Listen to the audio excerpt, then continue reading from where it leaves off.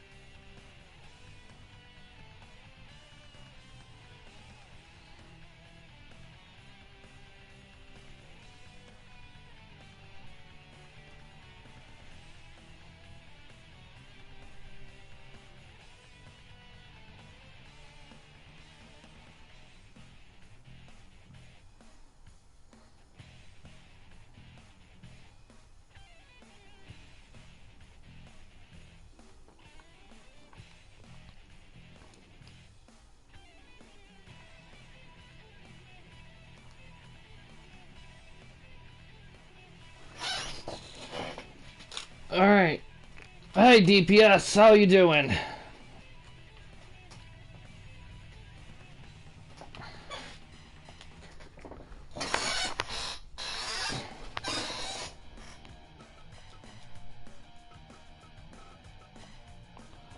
Okay.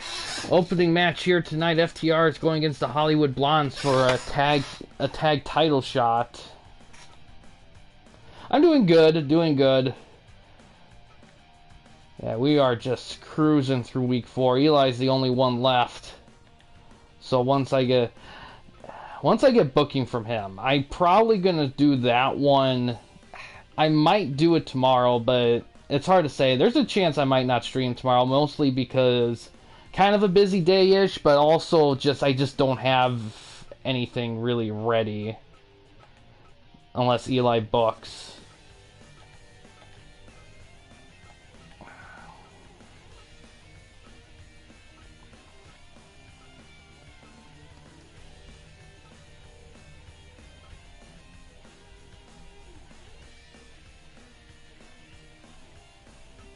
See.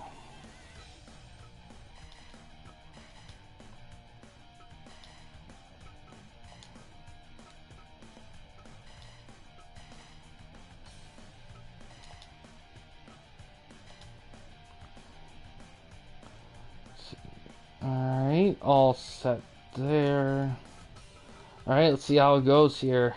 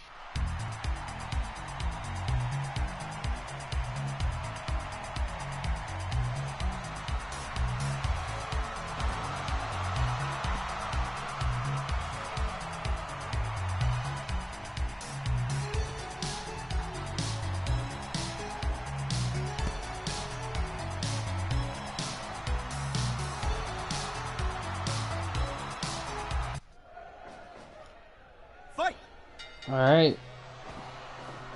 Pillman and Dax starting things off here.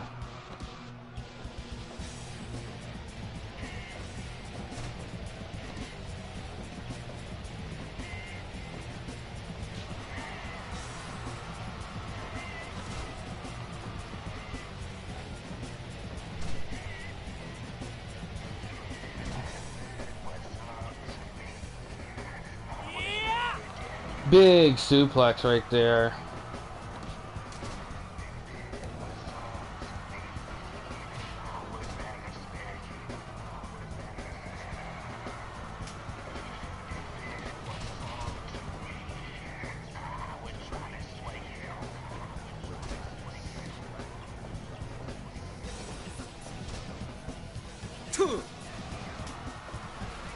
Cash gets tagged in. Oh, Shatter Machine. Hits it again.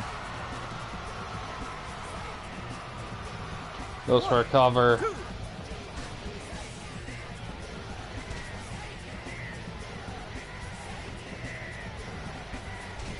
Counter.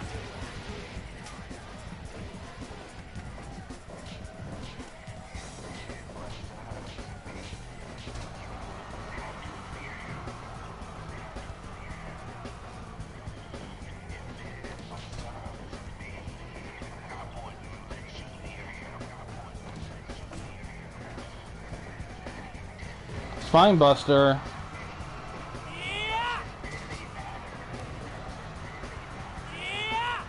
Body slam by Pillman. Going for a leg lock.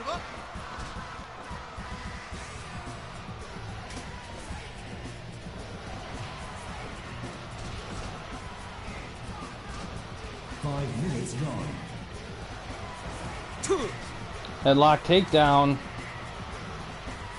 Also, I'm going to put this in the Discord as well, but the way the off-season's going to work is going to be changed. So how it's going to be is that, as in the past, what we did is once the season concluded, we went straight to, like, Grapplecade with the playoffs, and then the draft and everything, and then did pay-per-views, and then started the season. But we're going to change the order there. We're actually, after the season's over, we're actually going to do all the whatever pay-per-views there are first, then do the playoffs, and then do the drafting free agent process. And then after that, start the season.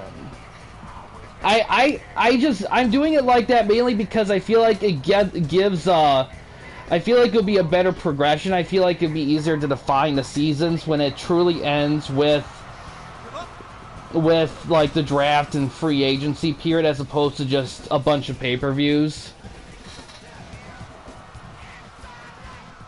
That does remind me too, like, the first pay-per-view for TWN, the first, like, official in its new cycle, I'm currently looking for names right now. I'm kind of going for, like, a WrestleMania vibe for it, since it's going to be our first pay-per-view.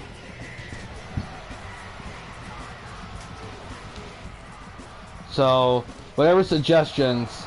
The only caveat is definitely want, like, original names, no names that have been used before in other events. Like bigger events, like Starrcade or WrestleMania, like stuff a little bit more original, just because I want to save those names for promotions if they choose to have. Because there's some promotions that do use like real names for their shows, like Eli, for example, he uses Starrcade.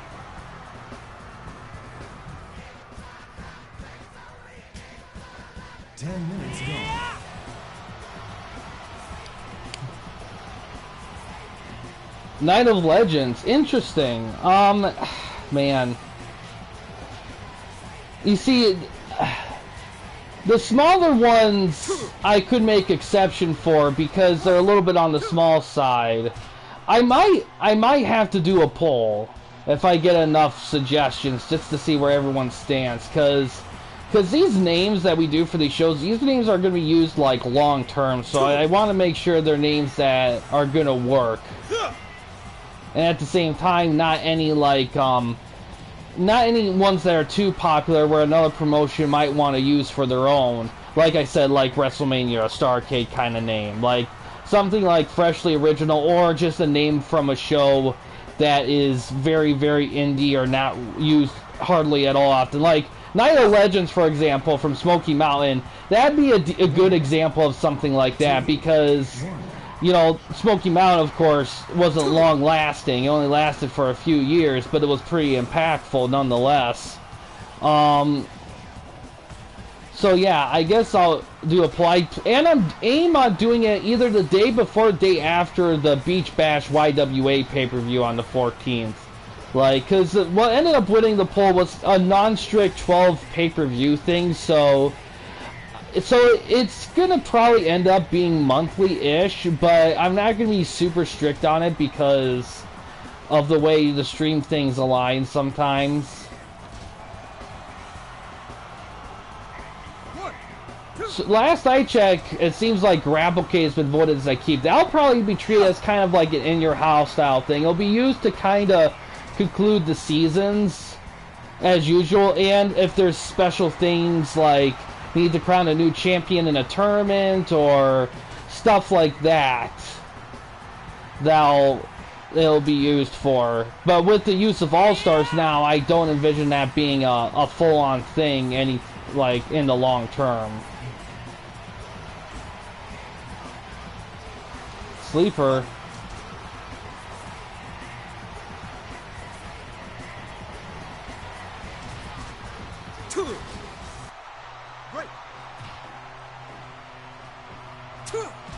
Oh, nice maneuver by Pillman.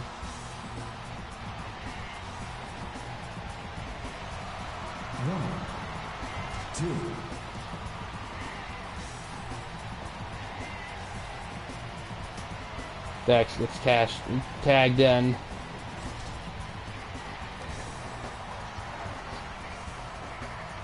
Cradle pile driver. Pillman gets tagged in.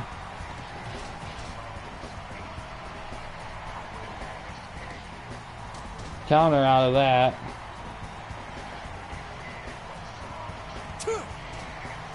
Spinning heel kick.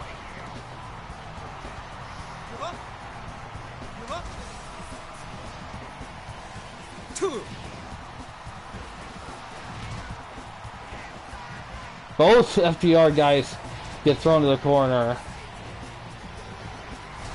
German with the bridge, but the rope breaks it up. Double team drop kick.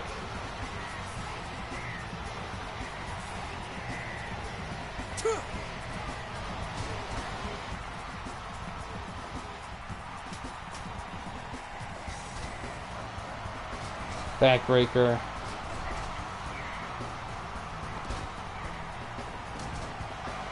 Very figure four on Pillman.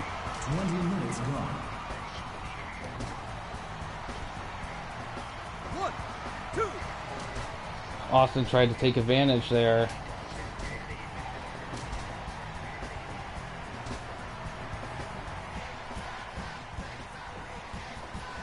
Sleeper. Cash with the save. Big suplex.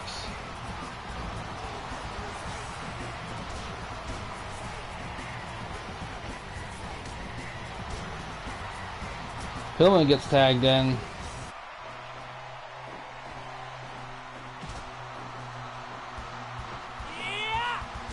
Body slams him out of the ring. 1, 2, 3. 1, 2, 3.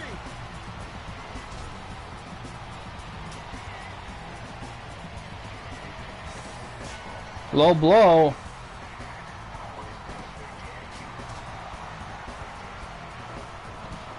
Shatter Machine goes for a cover. 2, 3. Oh, it's Austin an inch too late.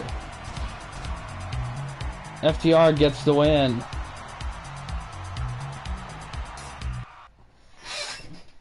Hard fought contest right there.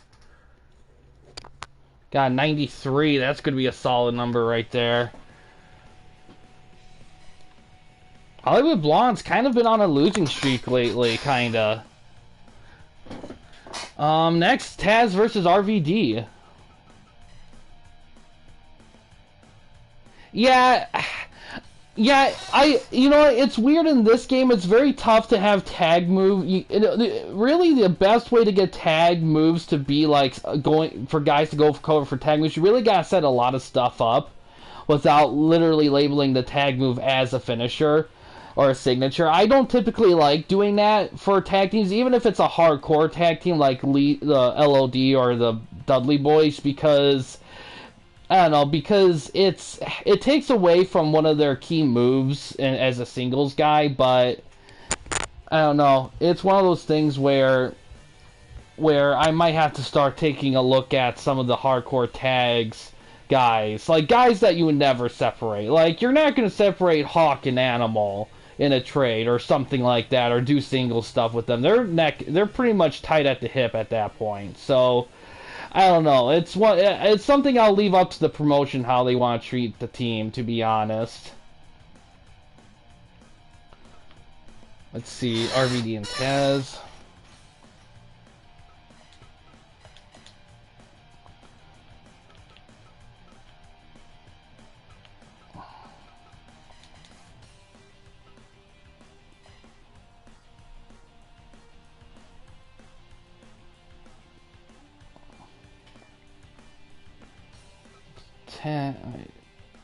Okay, let's see how it goes here.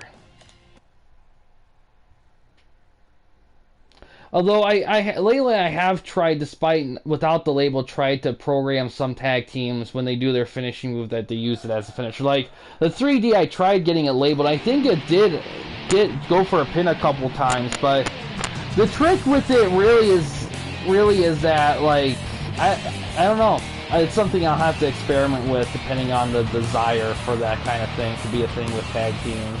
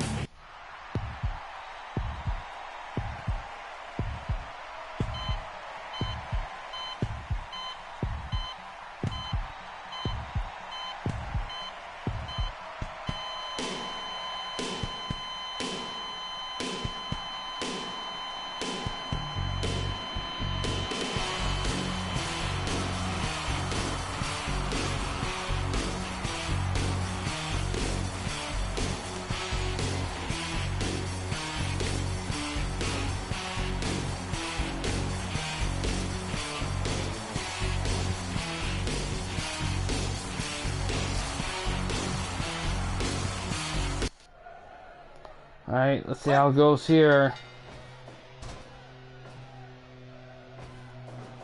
Big Irish whip.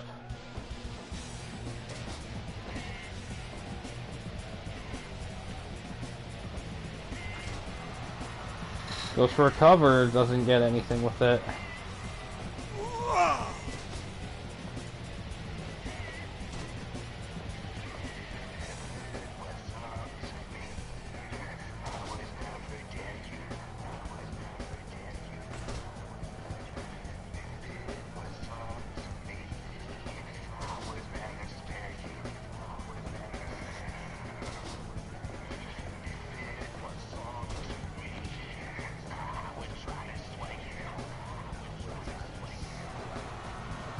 Take down. A quick arm drag by RVD.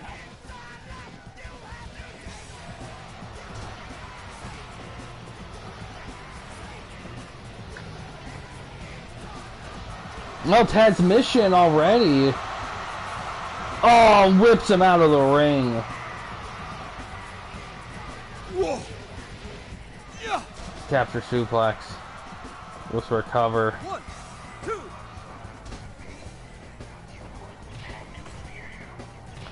Okay, I'll mark that down. Yeah. Oh, another big whip there. 2, 3, 4, 5, 6, 7, 8, 9.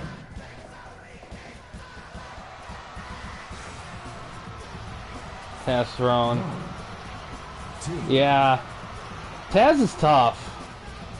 5 minutes gone.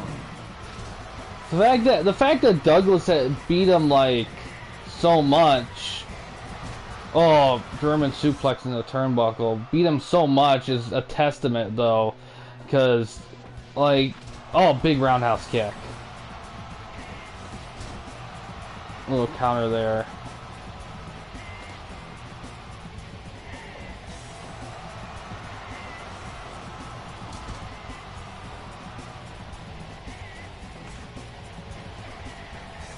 Alabama slam. Monkey flip counter. Bunch of kicks there. Ooh, underhook slam. Body slammed out of the ring. Both men fighting on the outside. Oh, big slam on the concrete. 5, 6, RVD replies with a nut slam of his own. 9, 10, Oh, German. 11, 12, 13, Northern Lights. 14.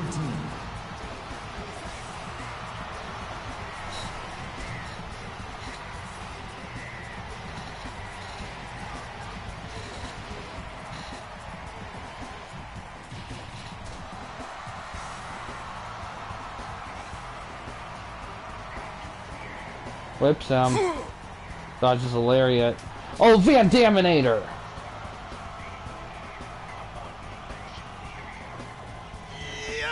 Oh, wicked German sends him out of the ring.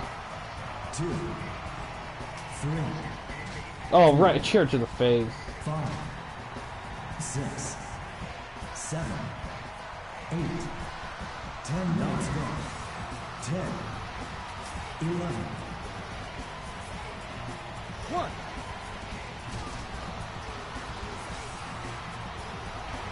Five-star frog splash. Yeah.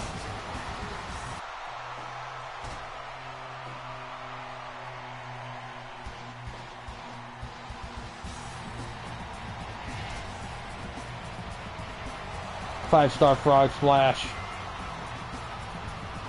Pulls him away from the ropes. 1, 2, 3. Oh, RVD gets the win.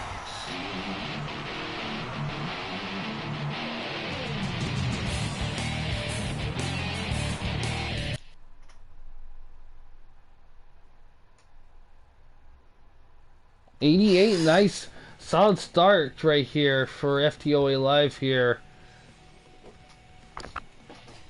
Next one, we have Shane Douglas fighting Jeff Hardy for the Iron Man Championship.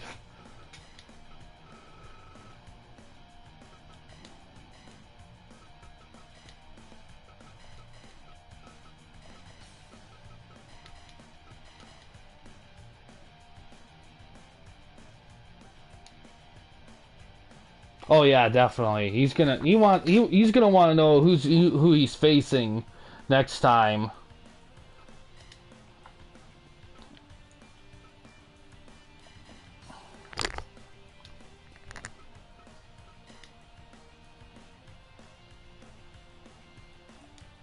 All right, let's see how this one goes here.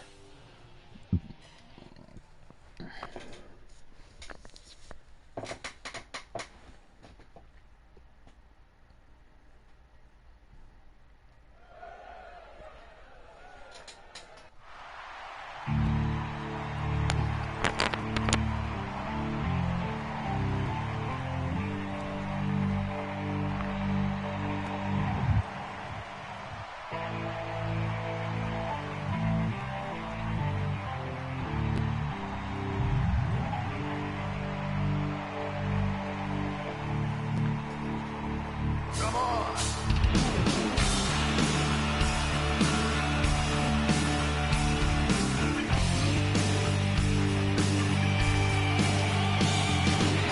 Can you remember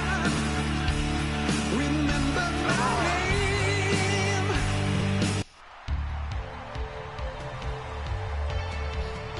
You know what, lately, every time I hear this song, I just remember that when Jeff Hardy came back to AEW, or, like, debuted, his brother and friends were just getting the snot beaten out of him in his debut. He doesn't run down, he does his little dance, and then he comes down. And that always cracks me up, because I remember reading someone point out, like he's up there dancing while his brother's just getting ripped apart. Oh my god. Yeah, I heard he came back, which is nice. I hope he stays solid. Man, that guy, like, he needs to have one decent run with Matt as tag team, and then just retire, because the back and forth is just like he needs a stopping point. He needs like a good run and just be done, because he's not gonna get that in the WWE. He's not gonna get that in TNA. It's gonna be AEW probably. Yeah, the franchise. Yeah, you know what? It's funny. Like when he first became that, and he first won that title, he was hot, but man, after like that initial run with the belt, like there was times where he had that belt much longer than he probably should have, and it really kind of hurt the company a little bit, especially the case of the main event with Al Snow at WrestlePalooza. Man, that was not the best decision for that one. Yeah. I mean, I know everyone knew he was going back to the WWF at the time, but still, like, they kind of booked themselves in the corner with all of that. But I like Shane Douglas. It is kind of funny, like, his whole thing with Ric Flair, like, he was just, like, his whole career was just, like, sniper focused on getting shit started with Flair, and Flair just couldn't care less about it. Yeah.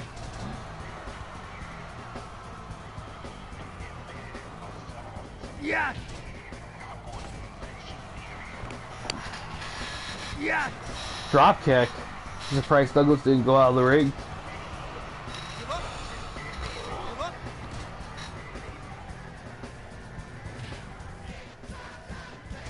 Backslide.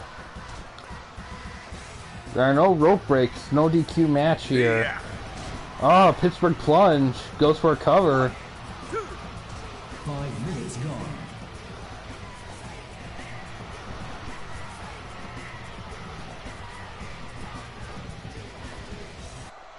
Give up. Yeah, he was a great beginner's champion for sure, but after that initial run with the title, like, but that's the other thing too, he kept getting hurt. Like, he was just hurt so much, so often after that initial run with him back in like 95, well, not 94 technically, but probably more like 95-ish. It's kind of funny if you really think about it. ECW is probably the best wrestling promotion in 1995, because WCW and WWF was like garbage at that point. WCW probably fared a little bit better, but it was still the height of like WCW Hulkamania. Yeah. Give up. Give up.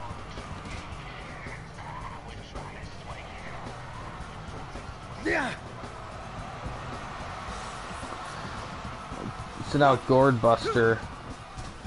And now that's another funny thing too, like all this significant storyline stuff. Oh, he's getting ready for a springboard crossbody attack. All this significant story stuff with like Douglas and Raven and all that stuff, like a good majority of it took place well before their first ever pay-per-view event. Like their pay-per-view era of ECW, like didn't have the majority of big-time storylines that the prior era did, because most of the time ECW is just grouped in as one era, or if two, like the Eastern Championship Wrestling, then Extreme. But there's really I feel like there's two eras. There's the pre-pay-per-view era, and then the pay-per-view era, because the pay-per-view era had a lot of different stuff going on as opposed to the pre-pay-per-view era. But of course, that's all just my 2 cents. Oh, the belly-to-belly slam goes for a cover. Got 2 there.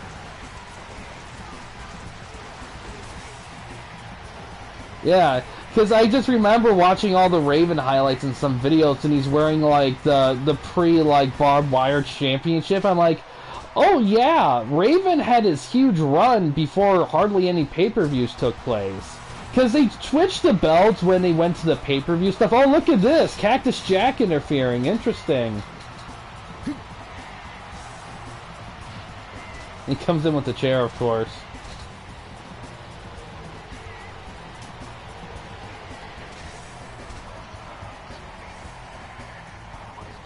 But yeah, for like 7 years of his 6 to 7 years of existence, they did a lot of shit very fast.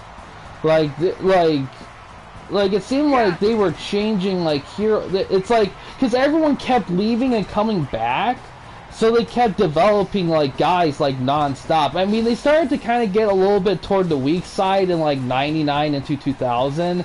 They were starting to get a little bare, but man, for like a good like 4 to 5 year period, it just felt like it just feels like they just kept the shit going.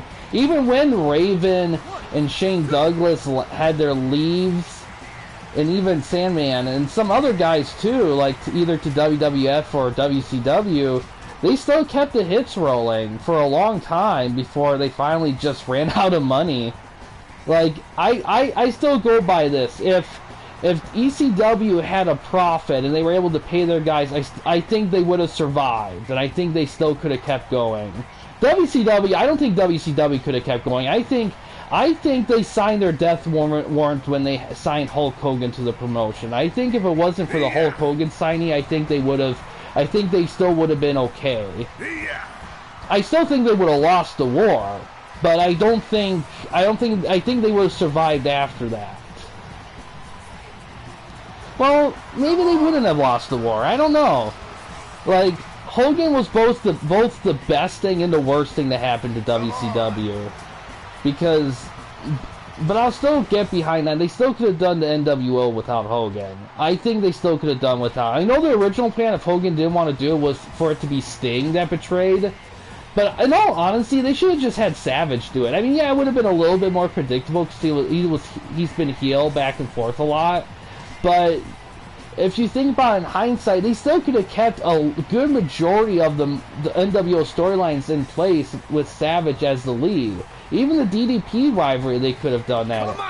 Oh, Twist of Fate. Swanton. Cover. 1, 2, 3. Oh, look at that. Yeah.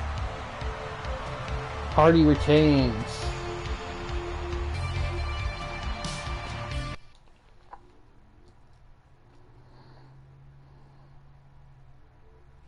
'91. Look at that. Great match.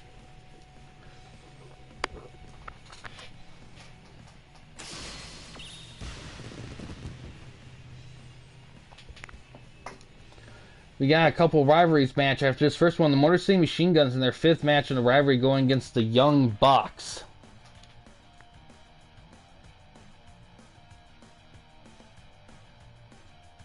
Yeah, that is true. Like, it's so weird because, yeah, I kind of, you know what? I would 100% agree. I'm kind of more at like 90 to 95 because that DDP Savage rivalry was so legendary. It's one of my personal favorite rivalries of all time for wrestling.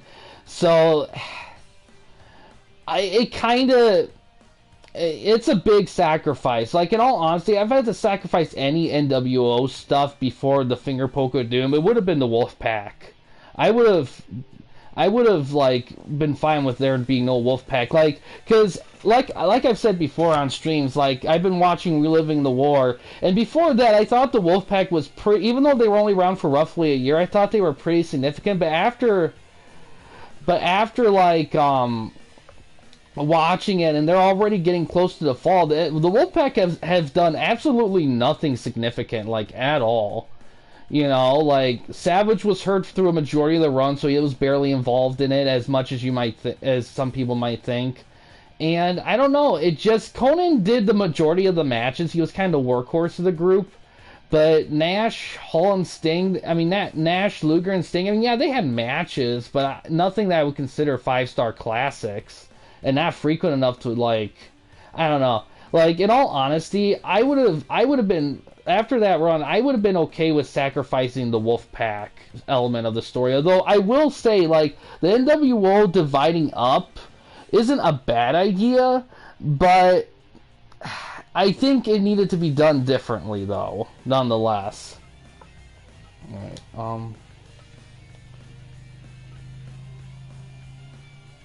ah, shoot. There we go.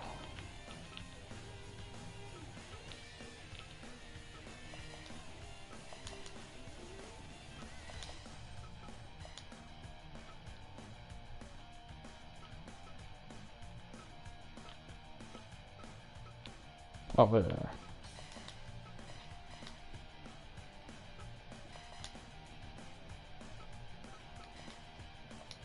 Oh yeah, I gotta turn all that stuff on.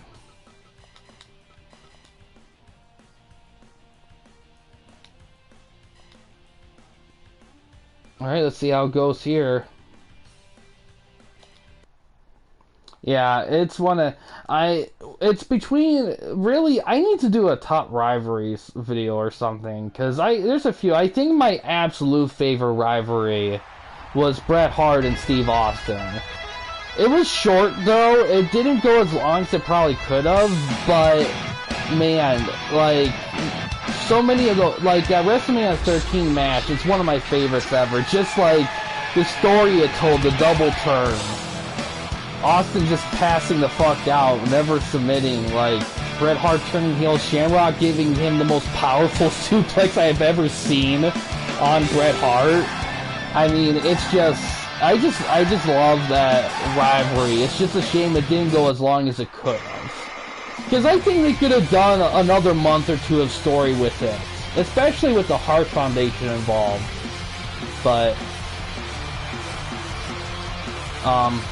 yeah, I think the element I loved most about that rivalry, though, that doesn't get talked about a lot, is the fact that technically Steve Austin brought Bret Hart down to his level, because when the rivalry started, Bret Hart was very, like, I wouldn't say, like, polite and uppity, but he was very reserved, and he was very soft-spoken, even though he was kind of starting to, like, soft-spoken. But once he started feuding with Austin, and Austin kept getting in his shit, like, he started to become more and more heelish, and started to kind of cave down to Austin's level. Because Austin was still kind of heelish, and kind of borderline tweener for that run until the double turn.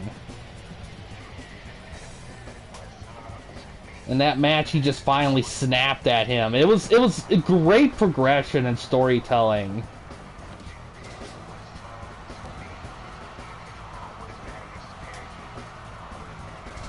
Yeah, I think another rivalry I do enjoy, even though I don't think it's not fantastic from like a match progression perspective, but the Hogan-Andre rivalry I love, because I love Andre's like especially that contract signing scene where Hogan's just sweating profusely and like yelling, and Andre's just he just kind of gives him the dead stare and kind of just like this half like sly grin about stuff, and I don't know, it's just like that. I just really like Andre's definitely one of my favorite wrestlers, because even in his prime, the stuff he was doing in his prime was definitely even for the time beyond, like innovating like moves and stuff and everything. It's just like it's a shame, like I wish he was able to keep despite him getting older, because even though he was kind of getting up there in age, like if he didn't have the health issues that he had, but still had, you know, the size and everything, he could have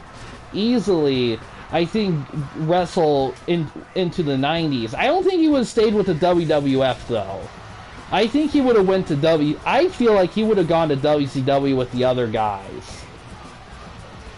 Because I don't think Andre would have gelled well with the Attitude Era. However, I think he would have gelled well more with the NWO era of WCW, though.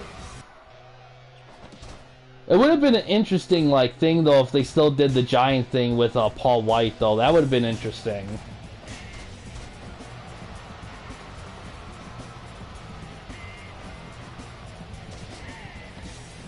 He definitely would have been a part-time wrestler, though. He would have been full-time.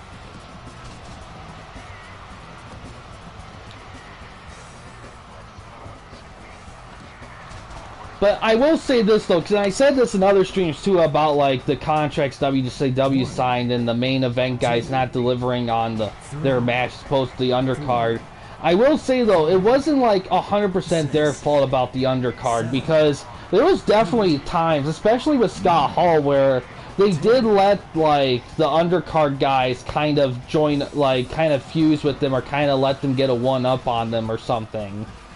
You know, just to kind of elevate things. But, like, the big bosses, like Bischoff, like, behind the scenes didn't want that. So I wouldn't say it was necessarily the main event guy's fault. Especially it was more Hogan than anybody that was like that. I don't think like guys like Nash, Hall, or Sting, or any of the other guys were necessarily like that. I just think it was just the guys in the back just wanted like their main event guys to just be that high level to the point where like the idea of a mid card guy like graduating to like the upper like card and beating upper card guys, just especially cruiserweight like guys, just didn't sit well with any of them. I think like the only guy they really did that with was Goldberg, the progression in that. And I mean, they only did Booker T and Scott Steiner just because they eventually just needed guys in the main event, and they just couldn't ignore like the crowd reactions behind them anymore. And I will say this about I think one of the very, very few, like 2 or 3 positives about Russo joining WCW is that I feel like he did legit, like, had a good instinct on which guys that should, like, instinct on, like, the youth guys overtaking the older guys. I just think he just didn't do it right. Like, him trying to promote Bret Hart and Booker and Scott Steiner and all that was very smart. But it was Vince Russo, so it didn't translate well in the long run, but yeah, WCW definitely would have been interesting if they never crashed and burned like they did. Oh, nice drop kick there.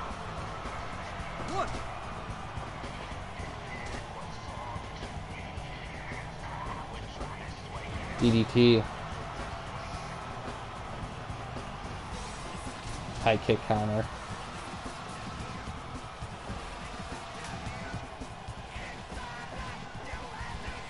Oh, double team high kick.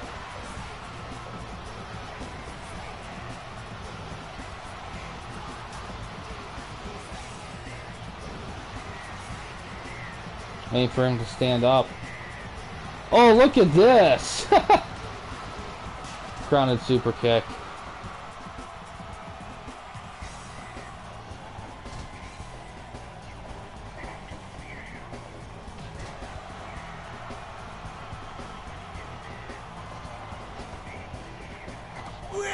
Float over DDT. Oh, half Nelson bomb. Almost had him. Brainbuster. Another sleeper drop.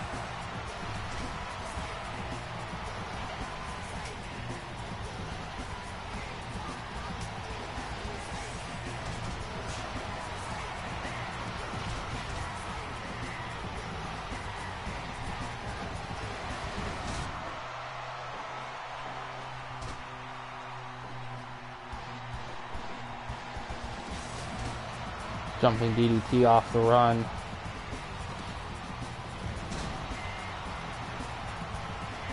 Moonsault, but dodges it.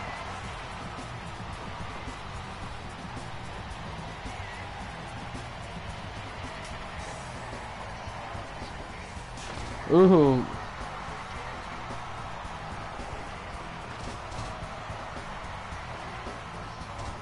Roll up. Not the legal guy though. Punch trading. Spinning heel kick. Super kick. Tag made.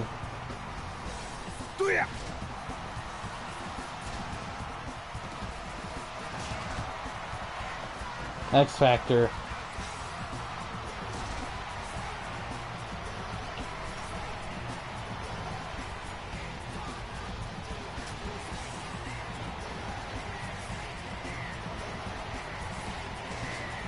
Hip toss off the run.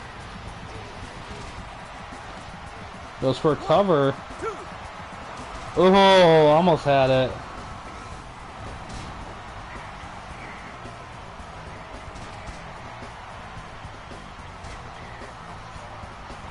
Minutes gone.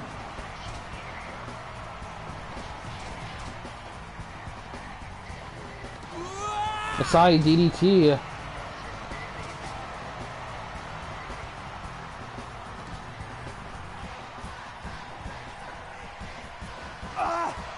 Oh, Sister Abigail. Black Dragon DDT.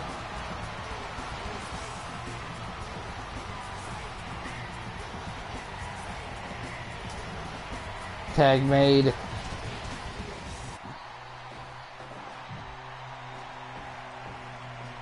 Oh wait, Meltzer driver.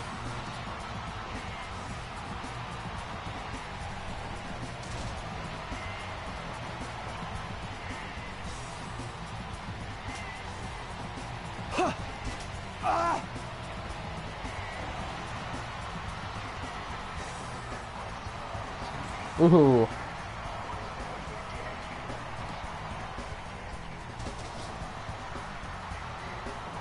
Tag made.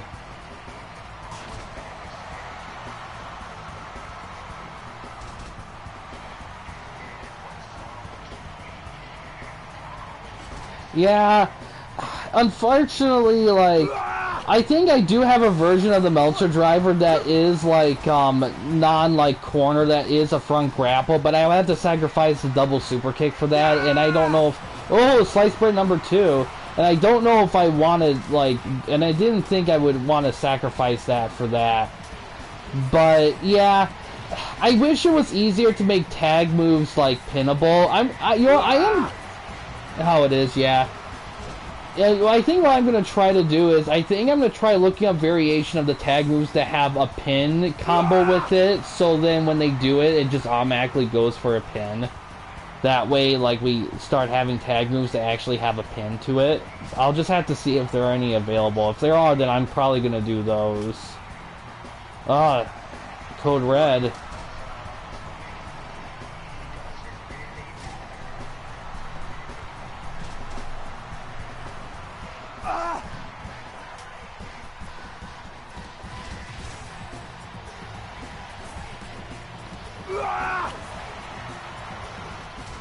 Oh, nice kick there.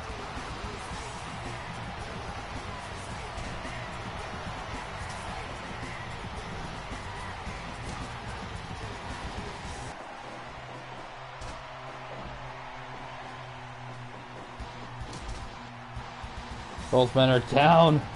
We're getting close to the time limit here. Something has to happen here. Oh, gets a roll up.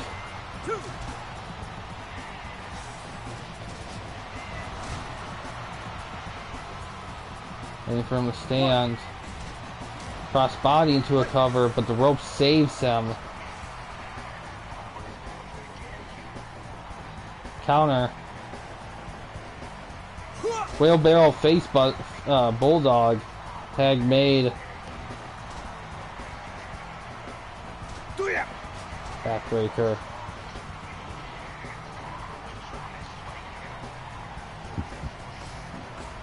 One more minute.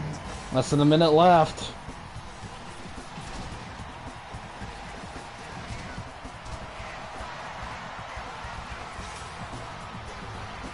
More seconds. 2, 1, 2, 10. Oh, look at that! Haha!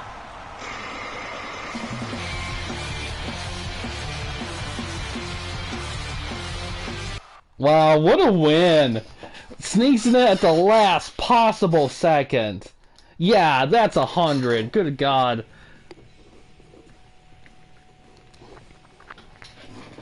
Oh man, less than 10 seconds left. Sneaks in a pin for the win. Wow, that's a match there. Well, Anglo and Omega have something to follow up with. They got a rivalry going here. See how they do here.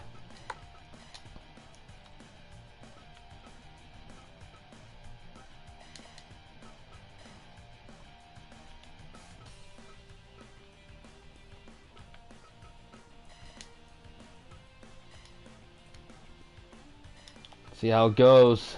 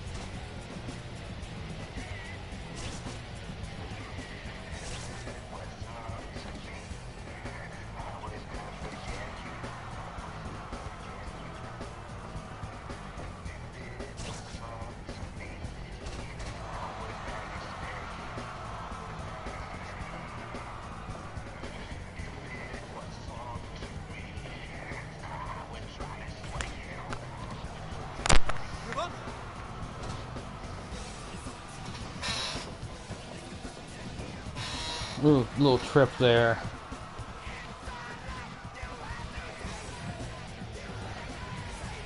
Shoulder thrust.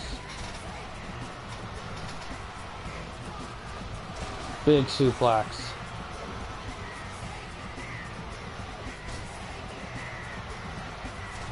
Works that leg over. Give up.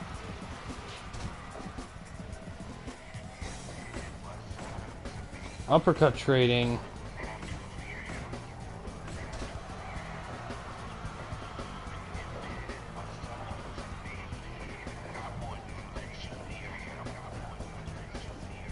Oh, wicked German.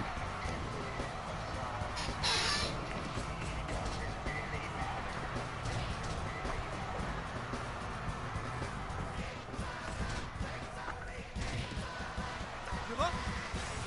Give up.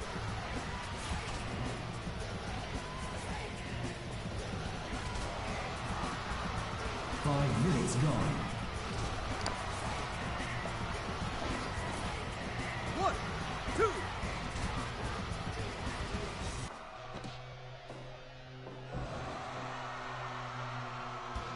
Oh, springboard drop kick.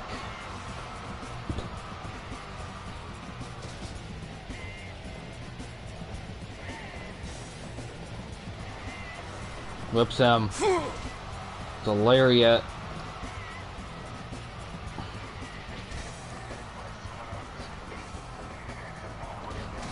Frankensteiner.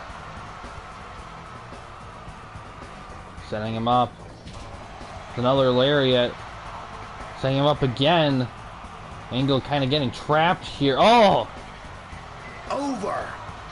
Goes for a back grapple. Dragon suplex.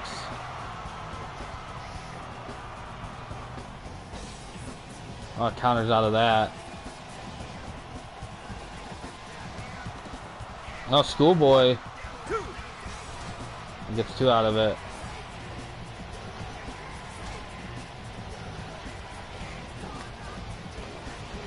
Back grapple gets countered. You can't Canadian escape. Rocky Buster.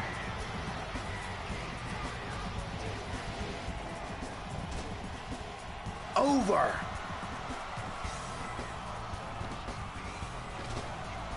V-trigger goes for a cover. Almost had him.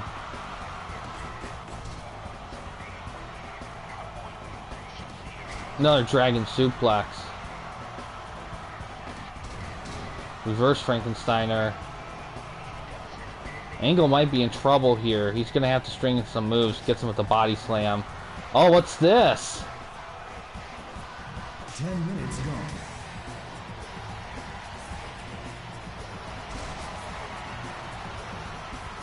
Big chair swipe. God, who is that?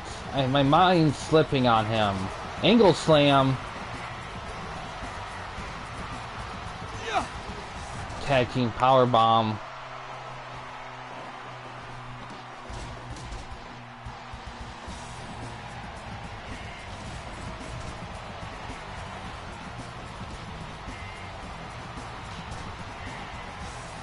Yeah. It might be. No, I actually think it might be Christopher Daniels. Actually, this version just of him just has hair. I think that's what it is. I'll look after the match. Because both these guys are in the free agent section of your promotion. The only guys that can interfere in that then would be other free agents. So, another angle slam, but the ref is down. Yeah, 1, 2, 3. Oh man, that would have been it.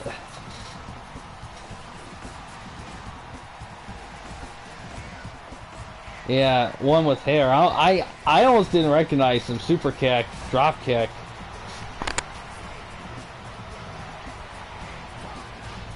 Oh wait, this one's definitely help Omega. That's Douglas right there.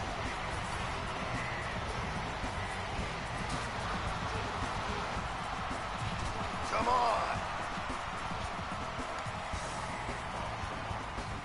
Oh, the one-winged angel. 1, 2, 3. Oh, Mega with the win. Bang.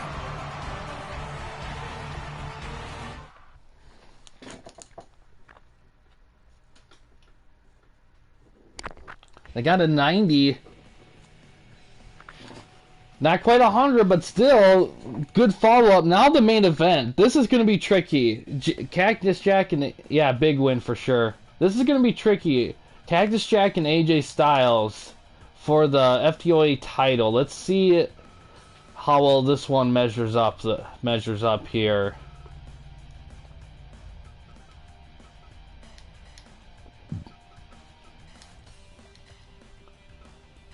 Styles, of course, current champion. Cactus Jack just lost the title. This is kind of pretty much a rematch here.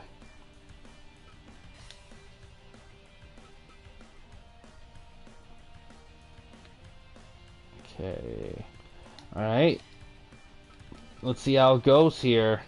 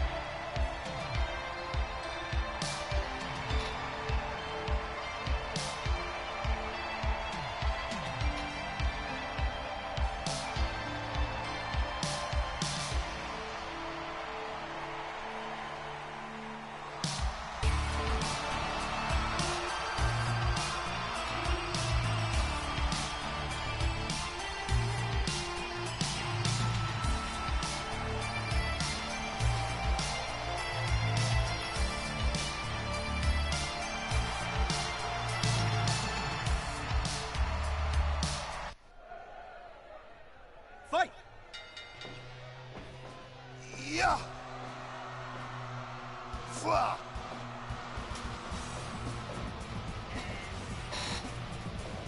Bulldog.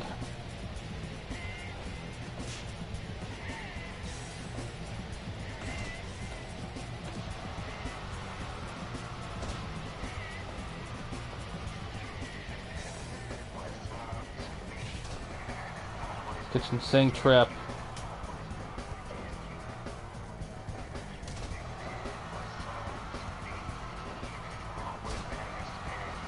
Yeah! Body slams him out of the ring. One! Going for a Styles Clash early on. Rolls him off. Right!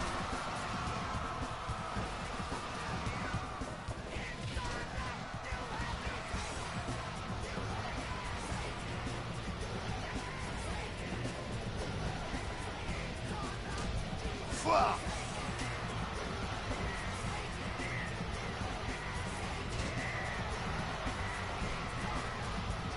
Fuck! Yeah! Yeah! Give up! Give up!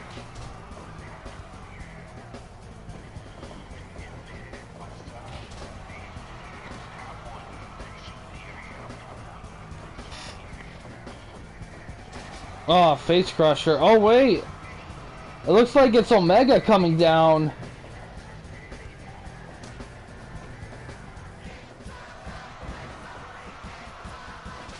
Oh, he's helping Styles out. Interesting.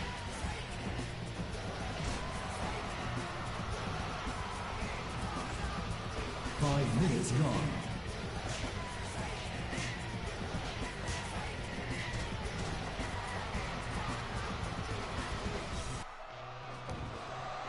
Fuck!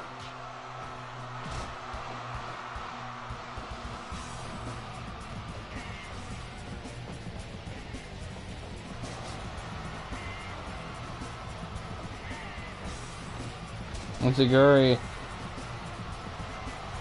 Give up! Give up! Give up!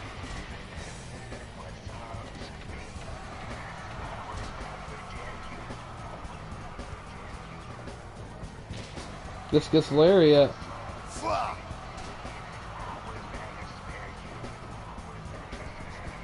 Big counter sends him out of the ring. Oh, look at Cactus Jack. Crossbody outside. 4, 5, Trading moves, not landing them. 7, 8, 9, 10, 11, 12, 13, Super kick. 14, 15, 16, 1, 2, 3, 4. Oh, dodges it. Gets him anyway.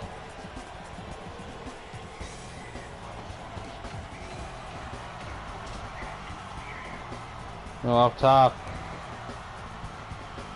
Senton.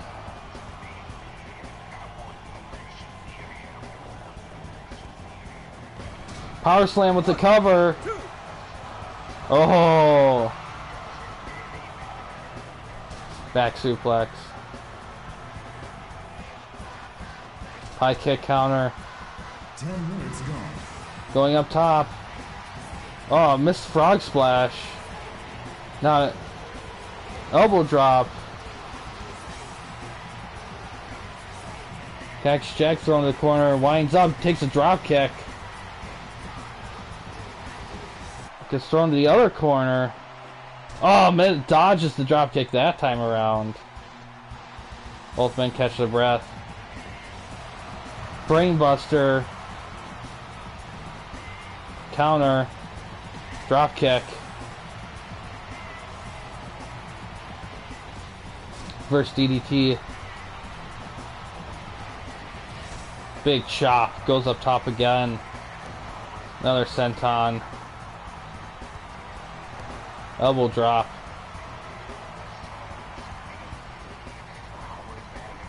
Another counter. Rolling hill kick. Leaping lariat. Cactus Jack tossed out of ring. Styles catches his breath.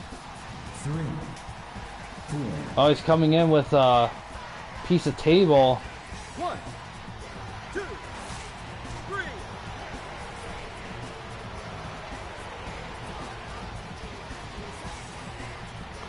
Oh, stump puller pile driver.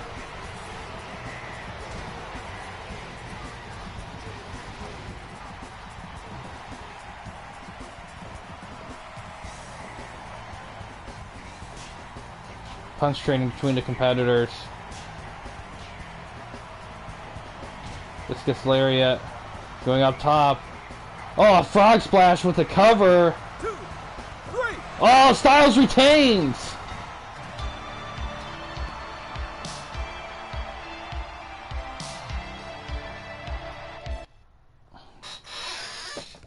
See how well that one was. 90, wow. Apparently that's called the lowdown. I guess that's where I have that move labeled as. Okay. Yeah, I mean, we didn't see a double arm DDT, but still, big win though. Yeah, and that is gonna be you're gonna have a very big night here. Let's see what that average is gonna be here.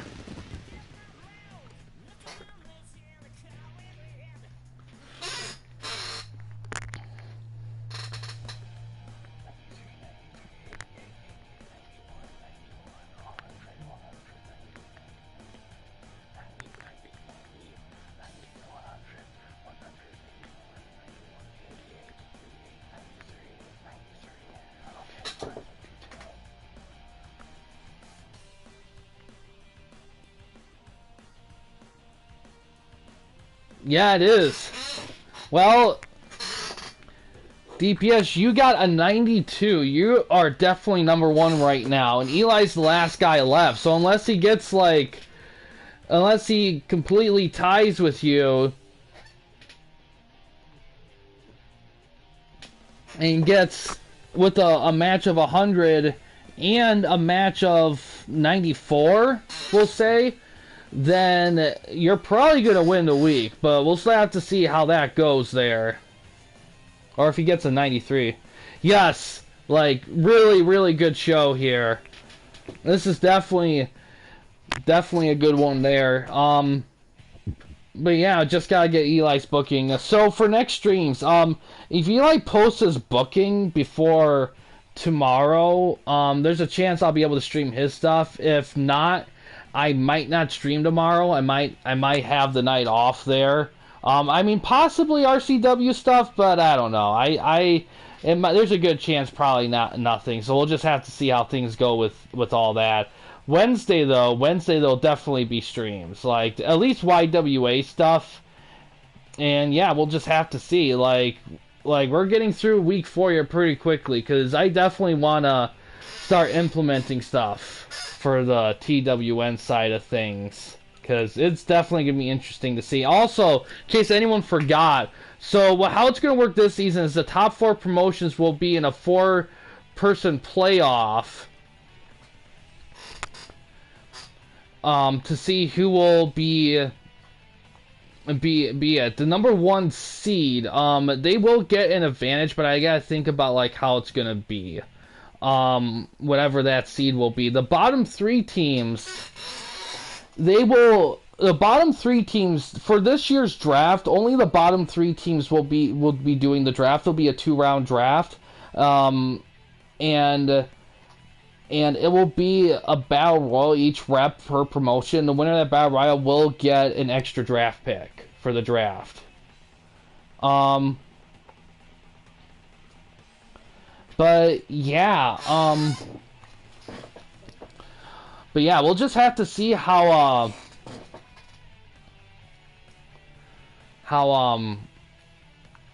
things go with that. It's still brainstorming on that. But yeah, that's gonna do it for overall, though. After all that stuff, that's going to do it for this one, guys. Thanks for watching. In case you guys wanted to chat with anyone at the Campy Company, you didn't want to use the YouTube comments section, we do have a couple options. First one is we have a Discord channel. You can find a link to that in the About page / About section of our channel. We also have a community tab in our channel as well. You can access that anywhere, anytime. We also have a Patreon page as well. Main goal of the page is to raise money for the channel, to give the channel a bigger budget, to do more ambitious things. And also start making merchandise to the channel as well. And the merchandise itself will be geared toward aspects of the channel that you guys enjoy. So any support we get for that is much appreciated. But yeah, guys, thanks for watching. Please subscribe and like the videos, and have a good day.